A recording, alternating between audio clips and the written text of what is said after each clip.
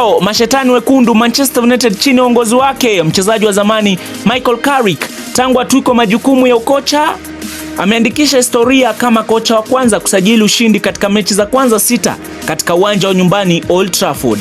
Kocha huyu anahitaji angalau alama 10 kwa mechi 7 zilizosalia ili wekundu hawa wajikatie nafasi ya 4 bora itakayohakikishia nafasi kwenye klabu bingwa barani Ulaya. Winga Brazil Matheus Cunha anazidi kupiga densi ya bolingo na ngai. Mchezaji huyu kwenye msimu wake wa kwanza ndani ya uzi mwekundu amefunga magoli 7 na kutoa assist 2, sambamba na raia wa Cameroon Bryan Mbeumo ambaye amefanikiwa kuzifunga vilabu vyote 4 vikubwa. Kwa msimu wake wa kwanza amefungia Manchester United mabao 9 na kutoa pasi za kufunga magoli 3. Kadhalika, kiungo mbunifu na mshambuliaji Bruno Fernandes anaongoza kwenye orodha ya waliotoa pasi nyingi zilizofunga magoli, asisti 16. Amevunja rekodi iliyokuwa ikishikiliwa na David Beckham pale Old Trafford. Bruno Fernandes amesalia tu na assist 4 avunje rekodi inayoshikiliwa na Thierry Henry na Kevin De Bruyne ambao wanazo asisti 20, na Mesut Ozil ni watatu na asisti 19. Wa 4 Cesc Fabregas anazo asisti 18.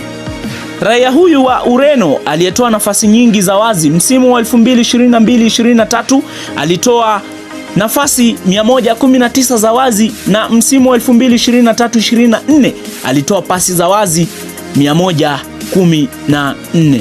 Msimu huu ametoa na kuzalisha nafasi 101 kufikia sasa. Tetesi ni kwamba endapo kiungo huyu ataendelea na ubora kama huu, na basi tuzo ya mchezaji bora wa msimu huenda akatuzwa.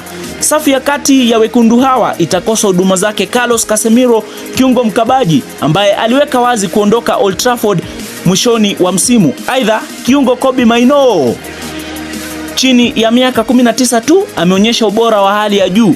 Tangu Michael Carrick achukue mikoba ya Ruben Amorim, kinda huyu amecheza zaidi ya mechi 6 na zote ameanza na kuisaidia pakubwa katika safu ya kati, hasa ushambuliaji na kwenye ulinzi.